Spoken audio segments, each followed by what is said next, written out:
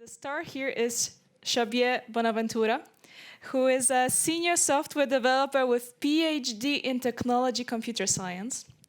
He moved from sunny Catalonia to Munich to apply his knowledge to industry. And now Xavier is currently working in the automotive industry, BMWW precisely. And his goal is to bring autonomous driving on the streets using modern software development techniques. How cool is that? And personally, I would be a heavy user of that if it could park itself. So just let me know when it's finished and I'm in. I think some of you would be too. So Xavier has been working with code base of different sizes with contributions from 5 up to 1,000 software developers. He loves teaching. Thank you for coming to Code Dive for that too. And he believes that success in large-scale projects can only be achieved with quality, modern techniques, and applying software engineering principles. This is very true indeed. And in his presentation, Dependency Management in C++, Xavier Bonaventura will go with all of us through different types of dependencies and explain how they affect each phase of the project. The dependency management topic is crucial because the project needs to scale. There are so many actors involved, and the proper handling of dependencies can make a real difference between a failure and a success in a software development project. And Xavier will tell us definitely more about that. With great pleasure, please welcome Xavier Bonaventura. Thank you. Thanks a lot for such an amazing presentation. I see it's quite full. It's really a pleasure to be here. As you said, I'm Xavier Bonaventura. I'm working at BMW. And first of all, I would like to see how many of you have read the description of the presentation, if you could raise the hand. How many of you didn't read and just came here with the title? Okay, I hope that the ones that they come only with the title, they don't get disappointed. But it's good to know, because today I will not talk about any specific package manager. We will not talk about Conan. We will not talk about CMake. We will not talk about Bazel, any build system. We will talk about dependencies in C++ in a much more generic way. Basically, let me first start a little bit about me. I studied software engineering in the University of Girona. This is in Catalonia. It's kind of funny that I'm here. Maybe some of you know that the people in Catalonia were called Polish by some people. It's kind of a nice fact. Basically, then it's like during my studies, my PhD, I wanted to program, and when I decided I wanted to go C++ all in, I don't want to use too many libraries, and I decided to develop a visualization framework. And yeah, basically it was not so big, not so small. I did it on my own without any other team or anything. Yeah, around 10,000 lines of code. Basically, then I moved to Munich to work in the industry. I was working at Dassault Systèmes, company that has around 16,000 employees, thousands of software developers, big code base. Then basically I moved to a startup, completely different, 5 software developers, and now I'm at BMW.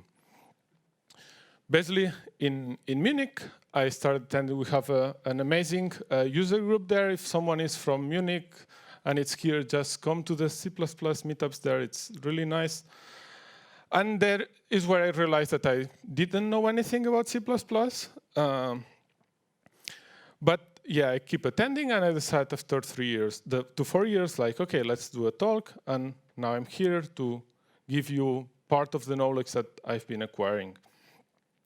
But yeah, later I remember, oh, I developed a framework when I knew nothing about C++. And yeah. And that's a nice thing that I would recommend to all of you. Grab some code that you wrote like 4 years ago, take a look, and be ashamed of yourself. And the code stays more or less the same. I didn't have so much time to take a look. If you take a look, just remember that was another me, not the current me. Okay, basically, what's the goal here today? The goal that I have is that I want awareness. I want that all of you are aware and you have a better understanding of the dependencies in your project. You have a lot of dependencies that sometimes you are not even aware. How we'll do that? We'll first go to some basic dependency concepts. We cannot talk about dependencies if we don't really understand what dependencies are. We don't understand the types of dependencies. To do that, we also have to go through the difference between declaration and definition. These two concepts that are important for this in C++. We need to understand the building process, how an application gets built in C++. Once it's built, this gets executed, and there's also some execution phases in C++. And this is also important to understand. And then we'll see some implications when we design a library. I'm not sure how many library writers are here, or mainly users. There are some design implications, and this is what we want to see. And then we'll see some examples with code. But then, first of all, let's start with dependencies. What are dependencies? Okay, let's take a look. Let's grab the dictionary. I mean, let's assume that we don't know anything about dependencies. Okay, dependency. When you depend on the help and support of someone or something else in order to exist or to be successful. This doesn't sound completely right. Maybe it's not the same dependency that we are talking about. Okay, let's go to the second option, drug alcohol dependence. Not really. But let's go to the third one. When one thing is strongly affected by another thing. And this what happens when we talk about dependencies. It's a dependency, nothing else, that it's like something affected by something else. But it seems that this basic concept sometimes is not clear. And to make it clear, let's take a real life example. I think it's the best way to see it. Let's imagine that we want to create an apple pie. What would we need for an apple pie? Well, we would need sugar. We depend on sugar. If we don't have sugar at home, we cannot do an apple pie. We'll need to buy it, but we cannot prepare it. Basically, we need also flour, we'll need butter, and we'll need pastry. But for the pastry, well, you can decide to buy it or you can decide to prepare it yourself. And if you prepare it yourself, you will need butter, flour, salt, and so on. But then for the butter, wait, you can also prepare it. You can have milk and you can prepare the butter. But with the milk, well, you can need a cow to get the milk. And so on and so on. We will also need egg white. That for the egg white we need an egg. The egg we need a chicken. For the chicken we need an egg. For the egg we need the chicken. For the chicken we need an egg. Okay, and so on. And we need several. Everything that we need to do an apple pie. I admit simplified version. Maybe you need some more ingredients, but that would be more or less the case. As we can see here, we have several elements that they repeat, that they appear. We need sugar to do the pastry, and we need sugar for the apple pie itself, for the dough. This we can just draw it simplified, and maybe this kind of graph, it tells you something. Now, we have like apple pie needs butter, but for the pastry, we also need the butter. And this is how we can create our dependency graph. We know what depends on what. Basically, this you can draw it. I don't know how many are familiar with this kind of drawing or with this kind of text. This is like dot. You have a lot of build systems that you can, from your build system, you can generate this kind of code. And this you can generate the dependency graph of your project. I would recommend that after the talk, when you go home, or maybe on Monday, just generate your dependency graph of your project, take a look, and let's see if you survive. If you can read it all, then you are doing it good. Okay, now let's visit some basic concepts. Direct and indirect dependency. This is a really important concept. when a direct dependency, nothing else like here. We have an apple pie, depends the sugar. For the apple pie, we need sugar. That's all. Without the sugar, we cannot do the apple pie. On the other side, the indirect or transitive dependency would be when we have this chain of dependencies. The apple pie depends on the lemon, but this is only indirect. It doesn't depend direct. It depends because you need the lemon juice, and for the lemon juice, you need the lemon. And this happens the same with apple pie, lemon tree, lemon juice, lemon tree. And now let's see why it's important, this differentiation. Let's see in this case, this is a simplified recipe. What happens when a dependency is missing? We have our apple pie, and this arrow here, it just disappears. Let's imagine that we give this to some compiler, linker, or whatever, and would say, hey, I could not find a lemon tree to make the apple pie. I cannot do it. You need to fix something. Okay, we have smart developers. We hired the best developers. Okay, then they come, and it's like, okay, no problem. I just add here, for the apple pie, need a lemon tree. And then you give this to the compiler again. And what will happen? Yeah, okay, no problem. You give me a lemon tree, now I have everything, I can do the apple pie. Is this a good idea? Who says it's a good idea to do that? I mean, it definitely fixed the issue, no? Okay, but now let's go a little bit forward, because, yeah, someone needs to have it fixed soon. Okay, now what happened is that we decide that, hey, to do an apple pie, do I really need lemons? I mean, hey, I would need apples, but lemons? Okay, I just want to omit the lemon juice part. And I decide, okay, I just don't need the lemon juice, and then also I don't need the lemon. You know where I'm going on, no? Okay, then I remove this, and then I come, after some time, I come here, and it's like, hey, what? Do I need a lemon tree to make an apple pie? Doesn't make any sense, right? Hey, now, this example, this looks silly. This is really a simple example. I mean, you are here for serious stuff, for C++ stuff, you know. But now just try to apply this on your project. Try to see how many places you have this. I can promise that I think that all code base that I have seen in my life, there were always one case that was looking like that. And that's bad. And why it's happening this? Well, because we just forgot about one thing, that is like, we only have to define the direct dependencies. This was a dependency, that's true. Apple pie was depending on a lemon tree in that moment, but was an indirect dependency. Indirect dependencies, they don't have to be defined. Indirect dependencies are there implicitly. Don't define them. Okay, and what we can see from here, from the graph, nothing that we can see is like cyclic dependencies. If you have this graph like that, we can see here, egg chicken. This would be a cyclic dependency. It's nothing else that when one depends on another one, and this other one depends on the one. This is the case. Important. Don't confuse cyclic dependencies with breaking APIs. I have the discussion every single day. Someone comes to me screaming, there's a cyclic dependency. No, no, no, no. You want to change this breaking an API, and you have the problem that you cannot change the two things at the same time. Okay, that's a different story. Cyclic dependency is like, it's really a loop. You have this graph, and this is a loop. If you don't have a loop, it's not a cyclic dependency.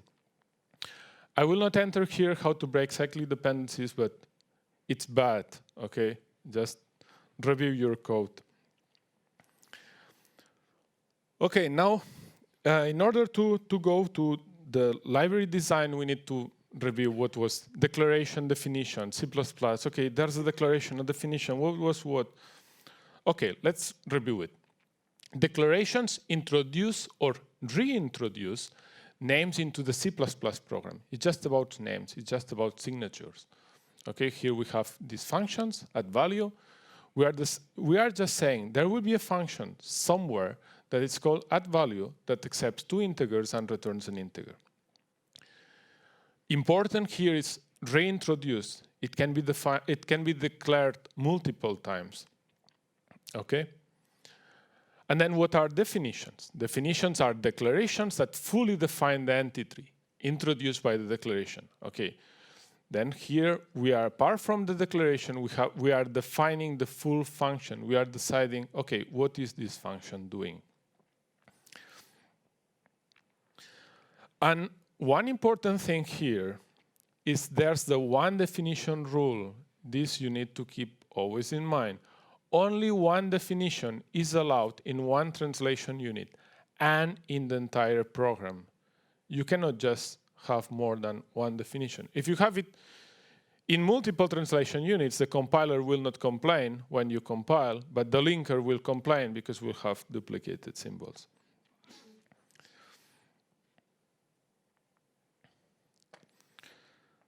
Okay, let's here review a little bit what are the differences. How we declare, how we define. Variable, maybe not, we declare it, we define it like that, we declare with extern. With extern, we are really not defining it. It's like, it will be there, it's there, don't worry. Functions, maybe you are more familiar with functions. This is how we declare it and how we define it. The class. The class here, basically it's like, here we declare the class, and here we define the class. Even though here we are declaring the methods inside. These methods are not defined, they don't have to be defined. But the class here is already defined. This is the part that we know like forward declarations. And templates. I know that this will be controversial. How many of you know that templates can be just declared?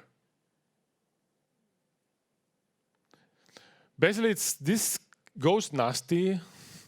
But yeah, you can just declare it. You don't need to really define it. You could separate it between header and C++ and in CPP file.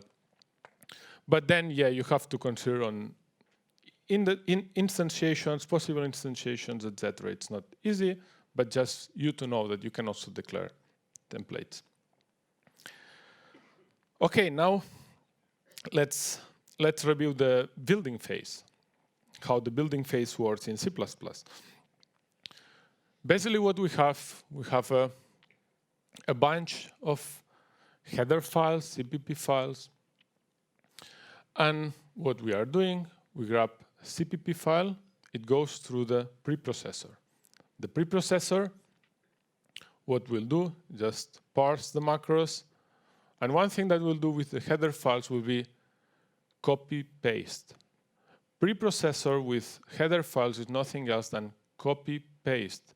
Please, this also, keep it in your mind. It's something really basic, but just copy-paste. This will generate a IIF file. This usually, most of the compilers right now, they don't generate them, but you can force clang, for example, to generate this file, and you can see how it looks. Then you fit this file that, if you see now you don't depend anymore in any header file, you can just give it to the compiler. It will compile, will generate an object file, and then this object file, we can do the same with some other CPPs. Basically, like every single CPP gets compiled and generates an object file. And then we grab all of these object files, we put them together, we give them to the linker, and the linker, if everything goes fine, we produce an executable. This is a little bit simplified, but it's good to know the basics, okay? I will not go today into corner cases, I will not go in dirty cases. What happens if you use different compilation options here and you try to fit the linker? What are the options that you can have in the linker? You really have a lot of complexity there. But this would be the basic building phase. Okay, now let's review the runtime phase. we have our executable. And yeah, we have the executable on our computer. It's a stop, it's a process. We don't start it. And now we start the process. And during the startup, we can load DLLs. Basically, this is like implicit loading. In this is the case of Windows. You have similar mechanisms on Linux. But basically, like in the moment of the application starts, you start loading your dynamic dependencies. You load all the DLLs that you depend on. But then you go, once you are already started, your application start doing your logic. And then in your logic, you can explicitly load DLLs. You can just directly, you have calls, you have explicit calls that you can say load DLL, and then this DLL will be only loaded in some logic or in some cases. You also have another case that would be this call kind of, I don't know exactly the name, I think it's lazy loading, but the whole principle there is that you could say, no, don't load them on startup, just load them in the moment that you need to do the call. It's like you have all your dependencies, you would forget about this, and then you would load the DLL in the moment that you do the call. I mean, of course, this will have the implications that on the first call on the DLL will have performance issues, but yeah. Or you have the performance on starting, or you have it on the runtime. And then basically, if you want to know more about DLLs, it's really interesting how it loads in memory, stuff like that. There's this really nice talk on CPPCon 2017. It's called Everything You Ever Wanted to Know About DLLs. To be honest, this title is misleading. It's everything you never wanted to know about DLLs. And he clarifies on the second slide. I just gave you a spoiler. But it's extremely, extremely interesting. You can really understand the whole startup process and how it works. I extremely recommend it if you are interested on the topic. Okay, now we have all this basic information. Now, let's say, okay, I'm a library designer. I want to write a library, and let's see how I do it. And I want to ship it to you. I want that you are able to use it. Well, my library at the end will be a bunch of header files and CPP files. And basically, yeah, how does it work? Well, when we build, in this case, let's start with the static library. And basically, we have different CPP files. What we'll do is like every CPP file gets compiled, generates an object file. It goes to, it's not completely the linker, it's archiver, and basically this will generate a lib file. Can I chip this to the user? Can I give just a lib file and that's all? Well, not really. You add the header files. The header files will allow the user to use the lib. Again, this is simplified. Usually if they chip you this, it's not enough. You need information, how has been built, all of this. But for the purpose of the talk, we omit all the configuration parts right now. Okay? Now we focus on the header files. But then basically what we saw here is that in reality, it's a little bit more complex. We have a private site on our library and we have a public site. We have some header files that we will deliver and some header files that we don't deliver, because some header files are just internal for our library to be able to compile the CPP files. And then basically goes more like in this direction. This is how it would look. You have your source code and you have this kind of private site that it generates the lib file. And then you have this public that will be like shipped also to the user to be able to use it. Okay, then the question here would be like, now we saw what are declarations and definitions. Where do we put the declarations and definitions? What kind of declarations and definitions we have for our library? Well, basically we have declarations for public entities. We have public entities and private entities. Private entities are used internally just to build the library.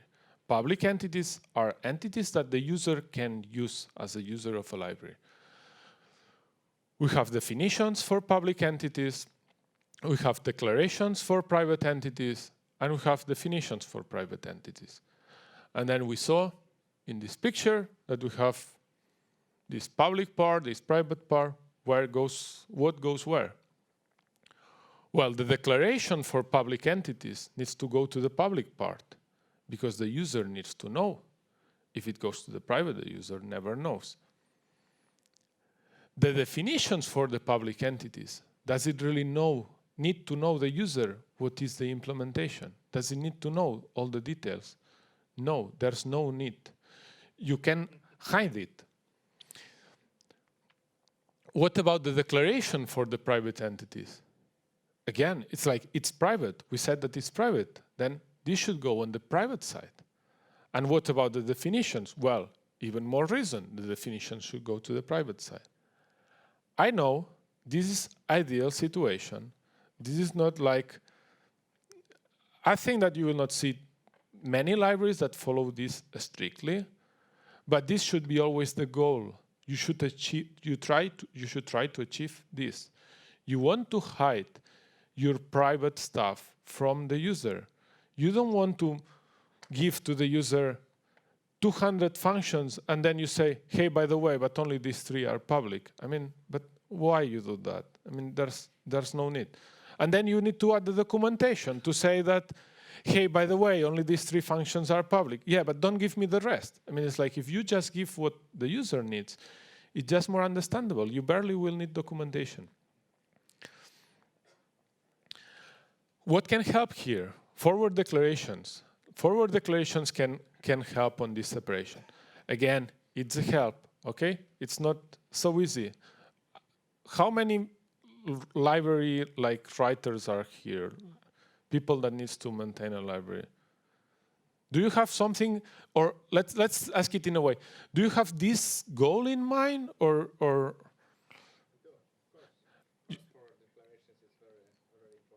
and then the question will be like, do you think it's achievable always?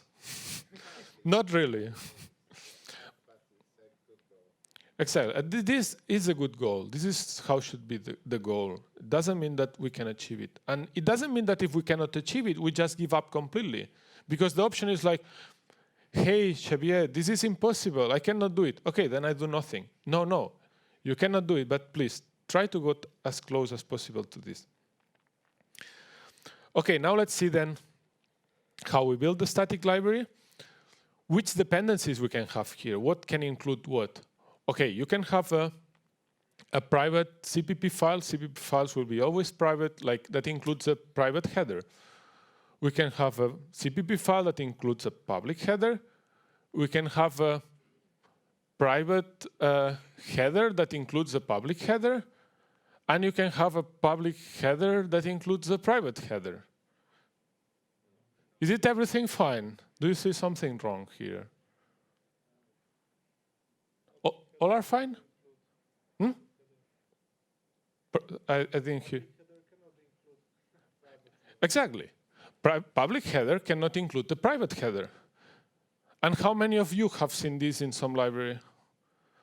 Well, I mean, at the end, the header is like, yeah, it's private, but then I have, as soon as you do this header is not private anymore, or like not in the sense that you will still have to ship it to the user. There's no other way. It's like, if you have this ends up immediately here. It doesn't matter. You can call it like private header that you should never include, .h, but still the user can just include it. I think we have seen this kind of headers, like internal, don't include, blah, blah, blah. Okay, now let's see how it happens when we build a dynamic library. Dynamic library, we have this the same. We have the CPP files, we compile them, we generate object files, and then basically we put to the linker. And then from the linker, we generate a DLL. And similarly, we grab the DLL plus some header files, and we ship it. Again, you miss configurations here. You cannot mix DLLs, compiles in different compilers, etc. But now it enters what happened with the static library. Well, it can be that this dynamic library depends on a static library. And basically here it's like, when are these dependencies entering into place? Well, on the compiler, specifically on the preprocessor, you need to have these header files of the static library. And on the linker, you will need the lib file of your static library. And then that's all.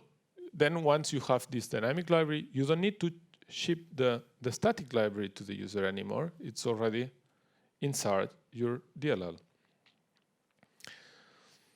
Okay, and now here, let's try to write the arrows again. We have the 4 like before, plus we have these 3. You have the one that's like a private header file could include a public header file. A CPP file includes a public header file of another static library, or a public header file includes a public header file of your static library. Here again, as we said, this one is not an option. It's like theoretically combination, it's an option, but not in reality. And then basically here why it's important. Well, because you should really keep in mind who is depending on that. Is it a public or a private?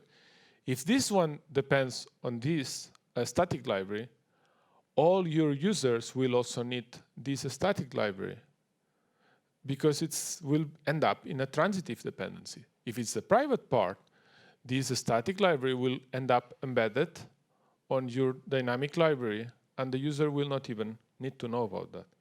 This is why it's important, this separation. And here's where we can see it.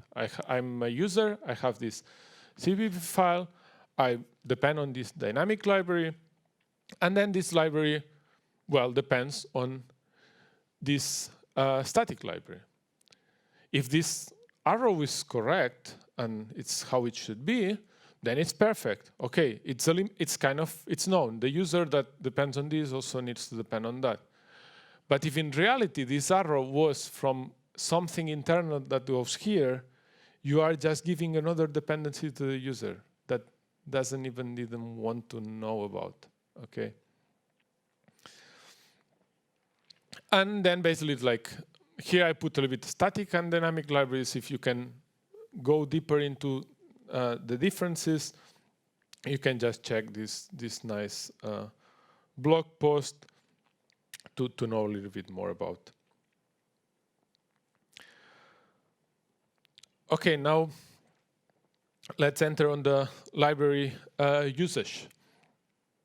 We saw the whole pipeline. We saw we have CPP header goes to a preprocessor, the preprocessors, it goes to the compiler, object file, linker, and then here we have the whole execution. Okay, now let's see where it comes into place. Well, the header files, where are they used? During the preprocessor. It's always, the header files are read on the preprocessor, always. This is like, in which moment you need this dependency? Well, on the preprocessor. Later on, you don't need the header file anymore. You could just throw it away. You can just delete it right away before compiling if you want to save space or for whatever strange reason. You could do it. And then the DLLs, as we saw, we can load them in during the running, then when we load them dynamically, or we can load them on a startup. And the static library basically goes loaded in the linker. Why I show this picture? This picture is the one that I want that you keep in mind, because here is when you have to see your dependencies, that it's in different moments of time. You don't need at all this library when we are running the preprocessor. No, I don't need it. I just don't care. I mean, and this is the important part. In different moments of time, you have different dependencies. Putting it in one place or another one, you will just change this. And it's not an issue. It's not. There are good arguments to have dynamic libraries, good arguments for having static libraries. But you need to keep in mind your decisions. Your decisions will always have consequences. Okay, now basically I would like to show some examples. I just decided to use clang just to choose some compiler. I was doing it on Windows. And the first thing that I do is install clang. Okay, I thought that would not be such a big issue. I'm using MSys2.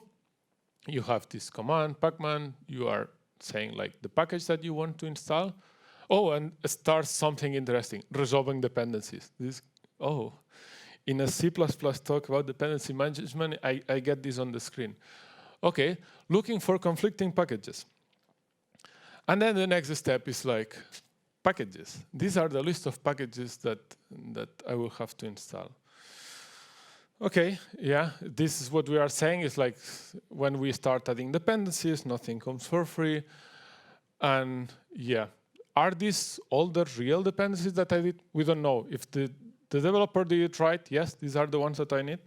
If it did some mistake, I'm dragging some dependency in that I didn't need at all, but I have to pay for it. And the first thing that I see, do you see something weird here? I was always confused when I started at the university. Someone started speaking about clang. We were using GCC. I was like, what's clang? What's clang? Yeah, it's a different compiler.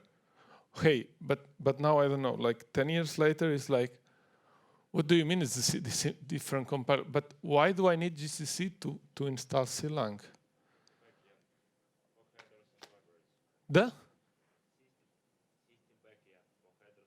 For headers and libraries.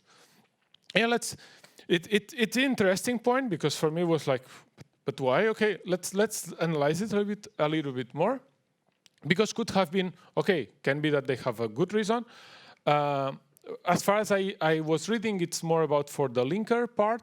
And for what someone was saying is that this should not be really needed. They are working on removing it. I don't know the details, okay? Sorry for that, but basically it's like, okay, now let's go a little bit deeper. Here it's the full packages, but as I said, you can print these dependency trees in almost like everything. And here also we have this pack tree. And it shows us this nice way. It's like now I don't have all the packages. I see like in a more hierarchical way. I see what depends on what. And then with this, it can help me to understand what is really depending on GCC. Why do I need GCC? And do you see where GCC appears here? Well, appears one on the top level. It's like someone really like decided it hard that like clang directly depends on GCC. It's not nothing. It really depends on GCC. Okay, do we see something else, some more GCC stuff here? Well, we see that GCC libs, and this is under GCC. I think it's kind of logical that GCC, you need GCC libs for GCC.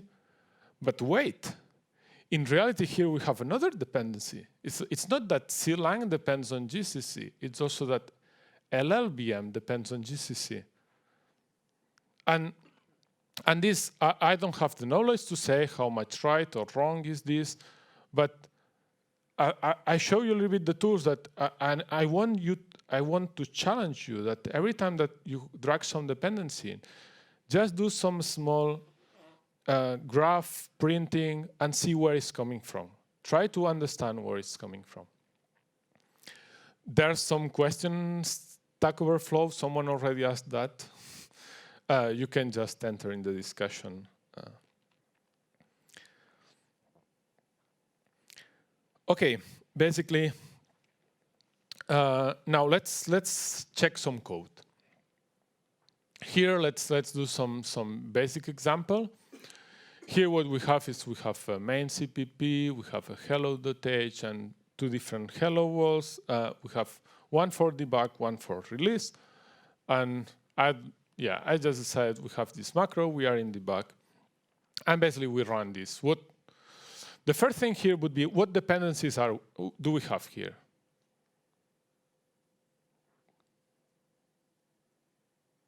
Okay, let's start with one. One is like we depend on IOStream. It's like our application will depend on IOStream because we decided to put this include. What else? It depends this main CPP.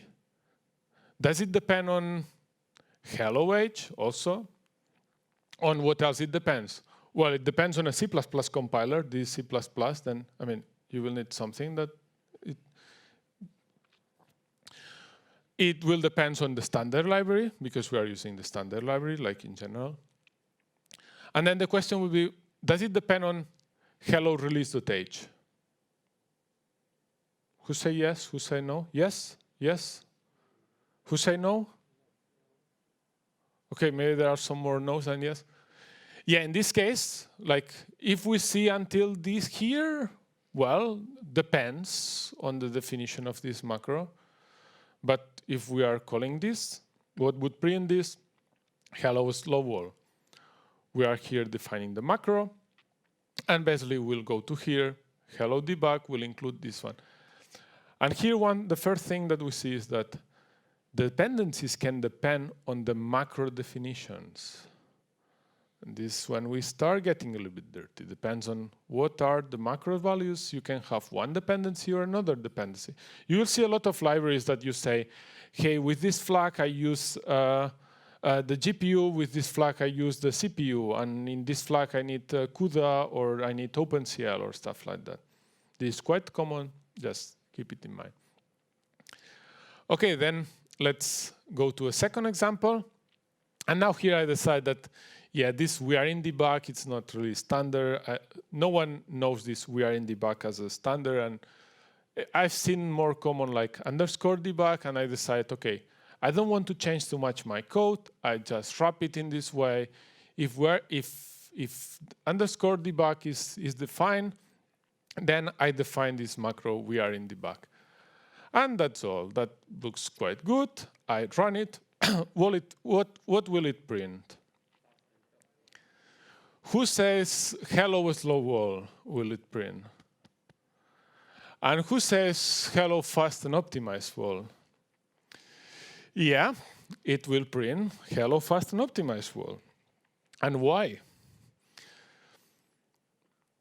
Basically here, someone mixed up the order, because first we are including this hello.h. We go to here, hello.h. If we are in debug, okay, these have not been defined, then we go to include hello release. And then when we include config.h, we say, is underscore debug defined? Yes. Okay, let me define we are in debug. Yeah, okay, too late. I mean, I needed this we are in debug before, not right now. What is the main takeaway here? That dependencies depends on the include order. Here, depends on in which order I put it. I'm depending on one header file or I'm depending on another header file. This is just, it should not happen, okay? This is just really bad what I did here. Don't do these dirty things. But just to show that you can do it. I mean, it's like it's possible. It's possible to do it like that. Okay, now let's grab another example. And here, what does it happen? In this case, we have this main.cpp that we want to print hello wall. But yeah, what it's happened is that we forgot the IO stream here. And now the first question would be, will it compile? Yes? No? Who says yes? Who says no? Basically, it will compile. And what it will print? Well, it imprints hello slow wall. And why does it compile? Well, because we have this IO stream in these basics, that basically this basics.h is included in the hello.h, blah, blah, blah. And the compiler, do you remember what we said is the preprocessor? Copy, paste, copy, paste. I don't care where you put it. If at the end you copy, paste everything, it will work. And here, the takeaway is that missing includes go unnoticed. Here you just don't know that this include is missing. Okay, then what we saw, order of includes affects our dependencies. One macro defined in one header affects another header. This is what we saw with the to hello. One missing include in a header file will not be an issue if it's included by another file. It's like, if it's there when I need it, I don't care who included it. But yeah, this is not nice. The question would be like, how can we mitigate it? We can maybe not remove it completely. Let's try to mitigate it. Okay, the first option would be include headers from local to global. Basically just means like here it's my file, then I have some library file, and then later I have some std file. This will solve some of these issues compared to this. Why? Well, what happens if my file.h uses vector but doesn't include it inside? Okay, if in this case, this my file needs to use a vector inside and they forgot the include, this will complain because there's no vector. On the other side, if you have it here, well, if this my file forgets to include vector, it will still work because you already included before. Okay, and the recommendation is really do it like that. If you need to go there, reorder the includes, put it like that, you will spot a lot of bugs. Interestingly enough, I don't know who is using, because I saw like coding guidelines with the two different ones. And now the question, who used the left approach? And who used the right approach? I would recommend that the ones that they use the right approach, try to review why. And the answer in saying in some style guidelines, it doesn't say anything to me. Please just try to think in which case for you it's better to use this way. And then the second would be, okay, what happens if another lib.h includes vector without using it? Well, if this header file includes vector but doesn't use it at all, if my file would need it but doesn't include it, you are giving it to another one. And the problem is that then it's like, when you realize, oh wait, but another lib is including vector, but doesn't really need it, I could remove it. Yeah, okay, but this is like how many people found a bug, or like a bug, an issue that, oh, you remove an include that is not used and then doesn't compile anymore. I think that everyone has seen that. Why? Yeah, because in the place that was really needed, someone didn't put it. And this is when the whole dependency hell starts. Okay, basically, how can we mitigate it? I have one proposal, automatic tool that shuffles headers and compiles. I think that here there are some Python guys. I think that this you can do it like in an afternoon, maybe this night if you are bored. My proposal, you have like some include checker. Basically, you give a folder that you have all your source files, like CPPs, header files, and you give a command that is like what should run like to compile. And basically, the whole point would be like it grabs your CPP files or header files and just shuffles the include. And then it tries to compile. Does it compile? Yes. Okay, repeat it. Do it again. If it does not compile, if it does not compile, fix it. You have a bug. It's like you really have a bug. And if you use some libraries that are dirty, you should consider like there are some cases someone will argue, but I don't know. I don't know anything about any tool about that. I don't know if someone is aware about some similar tool that could do that. But the clang tidy. I don't know. I didn't know that do something like that. But yeah, include what you use. It's one that helps you somehow, but at least the last time that I tried gets a little bit dirty, because if you have private includes, it really just gives you the real include that declares that, and doesn't really work on libraries that are not properly structured. But yeah, I mean, this the issue that has is that the combinatorics is extremely huge, but you could just leave it running overnight. If in one night doesn't find any, it compiles always, well, good enough. Sorry? You could always use show includes in Visual Studio. This was the comment. Okay, can we have it better in the future? And this is the part that I'm not sure if someone was here for that. But sorry, it's only one slide. C++ modules. Basically, C++ modules, how it works. Here it's a small example. I'm not sure if everyone is already familiar. It's like on the hype right now. But basically what we would do is like, we just declare this module math, and basically we say which functions we want to export. And then in your C++ and your CPP file, you just import the module, and then you can just start using it right away. Maybe one of the big advantages that I see is that at least the import of the modules does not depend on the order. One of the requirements of the modules is that it doesn't matter in which order you include. Because one cannot affect the other one. It's just kind of like forbidden. And this for me, solves really a lot. If you go into modules, I would recommend you can take a look to this talk, Practical C++ Modules from Boris Kopagov. It's on YouTube, and you can go a little bit deeper onto modules.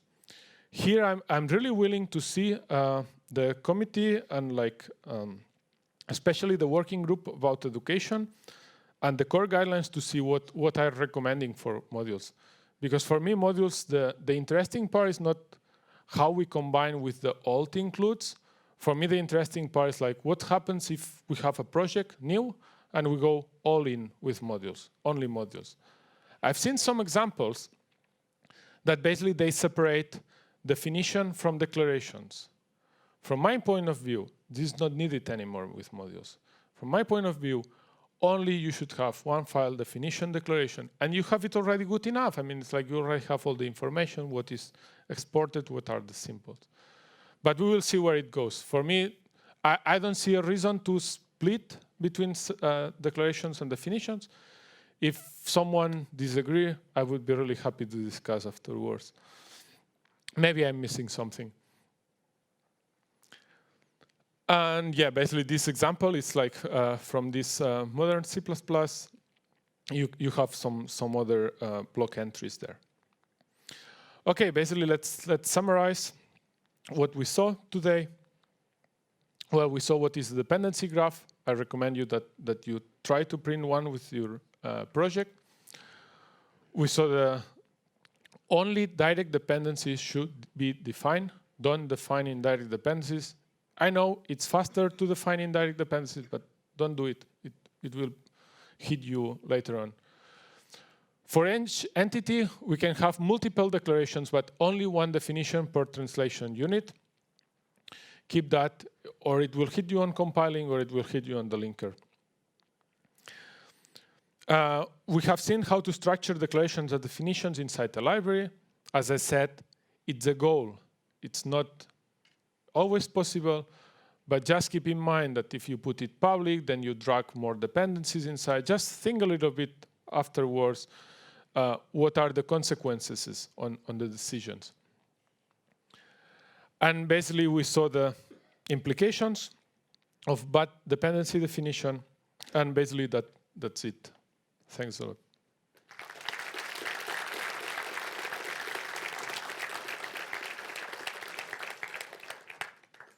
I think we have time for questions. Yeah, there's time for questions. I have a mic here, and who would like to pose a question to Xavier? Hello? Yep, come here, please. That's why we will hear you more and could be recorded also for future generations. Okay, so you asked why we put this order we usually use this order of includes where we put global headers first and then the local headers.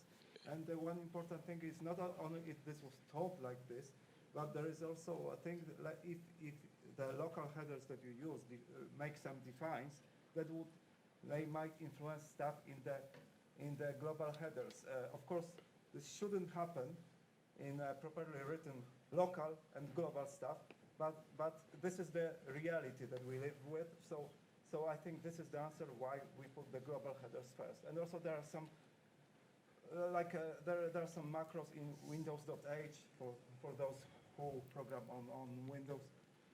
They know that there's some strange stuff going, and the ordering is really important. So you can't really mess with that as if you don't want to rewrite some user provided, not user provided, but other vendor provided headers? Yeah, I'm aware of these ones, and I agree with you. There are these cases. We have a lot of like Windows.h needs to be included first, stuff like that. The thing that I would say here is like, don't take it as a rule. It's like, I'm fine that sometimes you do it different, but the problem is that I've seen that it's like, oh, because we are messing around, because we have this issue sometimes, and we don't want to dig too much into it, we just decided that by rule, we do it always this way. And this is like, you in your standard, or like in your guidelines, you are assuming that there will be always wrong. And for me, I would take more the approach, do it like that, and then if you have your Windows.h, just put it at the top, and like disobeying the rule, add a nice comment next to the include, saying this needs to be included first because of that, min, max. I mean, we know all of these problems. The same for some OpenGL stuff, and that's all. But like, try to grab this as a rule, not like strict, but it's always like a guideline. Try to do it like that. The ones that doesn't work, put it on top. But this as a general case, I find it really dangerous. Thank you. Yeah, thank you. Please.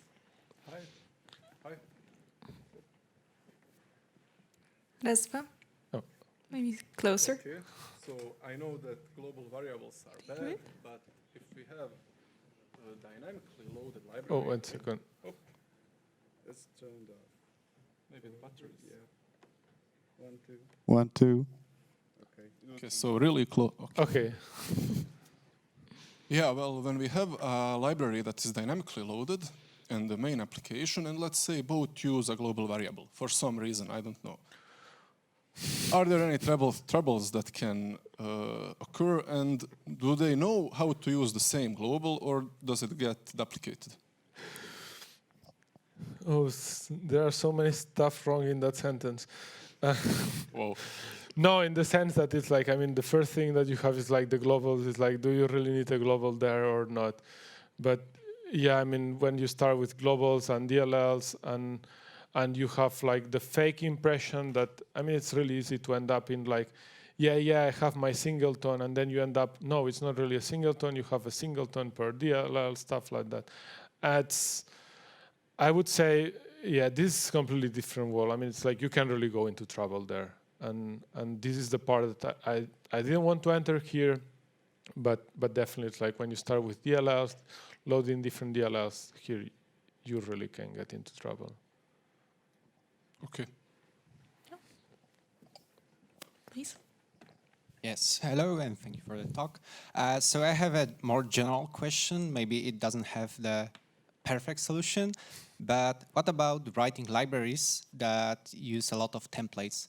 Simply, in this kind of case, I cannot create static library or dynamic library because everything must be in the header, and all my dependencies are leaking.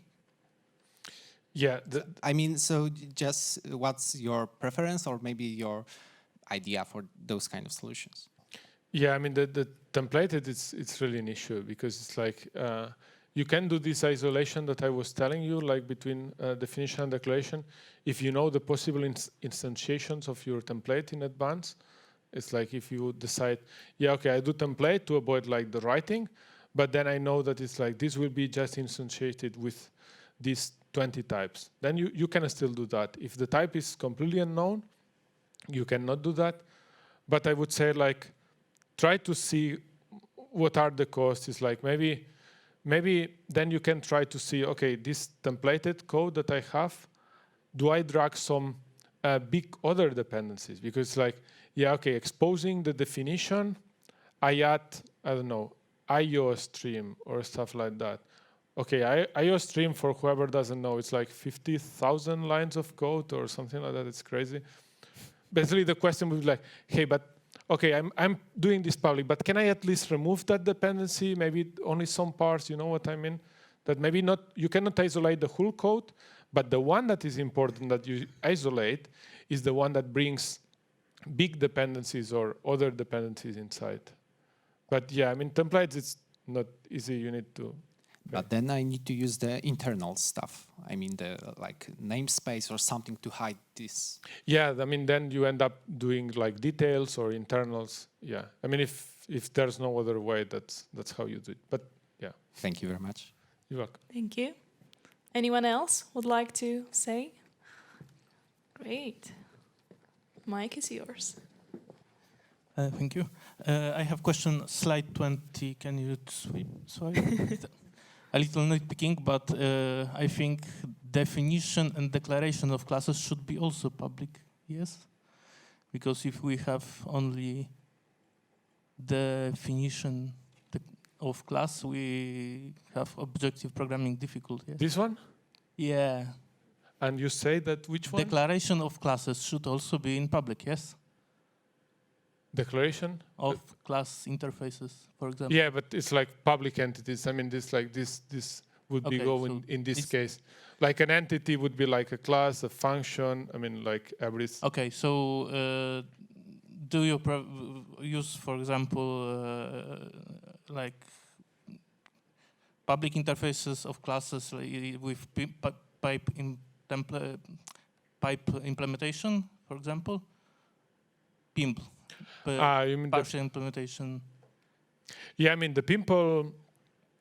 The pimple pattern would basically, it's one of the things that also would help you. I mean, here I put just the forward declaration, but definitely the pimple pattern, it can help to hide your internals. I mean, you will have the issue with the indirect call, stuff like that. I mean, you have to pay some price for that, but this could definitely help. Okay, Yeah. so this was a little nitpicking.